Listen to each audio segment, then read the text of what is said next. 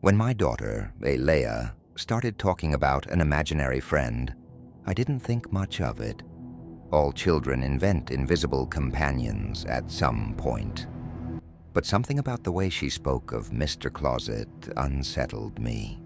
"He lives in my closet," she explained with the serious air of a 4-year-old.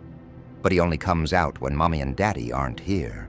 I found it both adorable and a little eerie. Still, I figured she would eventually forget about this game, and that Mr. Closet would disappear just as suddenly as he had arrived. For the first few weeks, it was innocent. Leia would talk to herself in her room, sometimes giggle. Once I heard her whispering, as if she were sharing secrets with someone. One morning I found her sitting in front of her wide-open closet, staring into the darkness with a vacant smile. "What are you doing, sweetheart?" I asked. "I'm waiting for Mr. Closet to wake up." A chill ran down my spine. There was something deeply unsettling in her voice. Then things took a darker turn. One night, as I passed by her room, I heard scratching, a dry rhythmic sound, like fingernails brushing against wood. Intrigued, I cracked the door open. Leia was sitting up in bed, eyes wide open, staring at her closet. I stepped closer. "You're not asleep, sweetheart?" "Shh, Daddy. Mr. Closet wants to come out."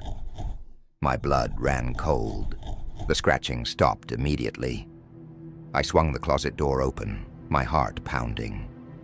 There was nothing, just her clothes hanging neatly and a few stuffed animals piled in the corner. I told her she had been dreaming and tucked her back in.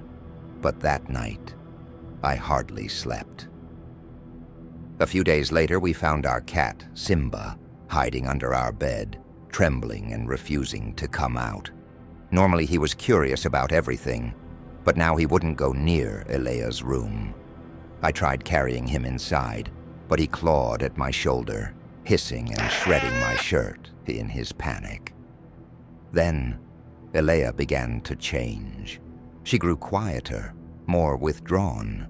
She would spend hours sitting in front of her closet. One evening I caught her sliding a piece of paper under the door. "What are you doing, sweetheart?" She shrugged. "Mr. Closet asked me to draw him a picture." I picked up the paper. My heart nearly stopped. It wasn't a simple, childish scribble. She had drawn a tall, thin figure with an unnaturally wide grin and hollow eyes. "Does he look like this?" I asked, my throat dry. She nodded enthusiastically. "Yes. He told me he likes me a lot." That night I locked her closet, but by morning it was open again. Things got worse. Leia had dark circles under her eyes. She became even more distant. One morning I found her crying. "What's wrong, sweetheart?" "Mr. Closet says you don't like him, Daddy. He says you want him to leave." I held her close, trying to reassure her. But deep inside, I felt something watching us. That night, I set up a surveillance camera in her room. I had to know what was happening. I can barely describe what I saw. Around 3 a.m., the closet door creaked open. A shadow emerged. It was impossibly tall, at least 8 feet. It bent over Leia's bed, its bony fingers brushing her face. Then it turned its head toward the camera, and it smiled, staring into the lens with hollow black eyes. A massive, unnatural grin stretched across its grotesque face, like something out of a twisted Picasso painting. It leaned over Leia and seemed to whisper something in her ear before slipping back into the closet, leaving the door wide open. I ran to her room, ripped out the camera, and grabbed my daughter. We left that house that night. We never went back. The next night, while staying in a hotel, I woke up with a jolt to find Leia standing there, staring blankly at the closet door. "Daddy, why is he here?" "He says he's angry." My heart skipped a beat. "Who, sweetheart?" She turned to me, her little eyes filling with tears. "Mr. Closet. He says we shouldn't have left. Then, a dull thump echoed through the room, as if something was knocking softly against the wooden door.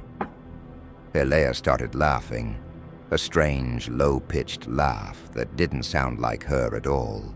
"He's coming, Daddy." A sickening crack rang out. The closet door creaked open on its own, revealing an abyss of unnatural darkness. A freezing breath of air filled the room. Then, in a whisper barely audible, a hissing voice slithered out of the blackness. "You can't stop me from seeing her. I am her friend, but you, I don't like you." Elea walked into the closet. The door slammed shut behind her. I lunged forward, desperately trying to pull it open, but it wouldn't budge. I screamed her name, pounded on the wood until my fists were raw and bloody, but there was no sound, nothing. When the authorities arrived, they had to break down the door. The closet was empty, no hidden passages, no way out. Elea was gone without a trace. Today, I am in prison, accused of murdering my own daughter. An investigation was opened immediately after her disappearance. The hotel neighbors testified that they heard screaming, violent banging on the wood, and my desperate cries. To them, I was a father in the midst of a psychotic breakdown. My story about a shadow from the closet only sealed my fate in the eyes of the law. The police found no tangible evidence of an intruder, no forced entry, no fingerprints, nothing that could explain what had happened. They searched the room, dismantled the closet, looked for hidden compartments. But Elea had simply vanished. The lack of a body worked against me. According to them, I must have hidden it somewhere. I pleaded my innocence, begged them to believe me. But who would believe a story like this? I have rotted in this cell for 3 years. The other inmates look at me with that mixture of pity and disgust reserved for those who hurt children. But I am not a monster. I am a victim. And I know that somewhere, trapped in an unreachable darkness, my daughter still exists. If you are reading this and your child talks about an imaginary friend who lives in their closet, please don't make him upset.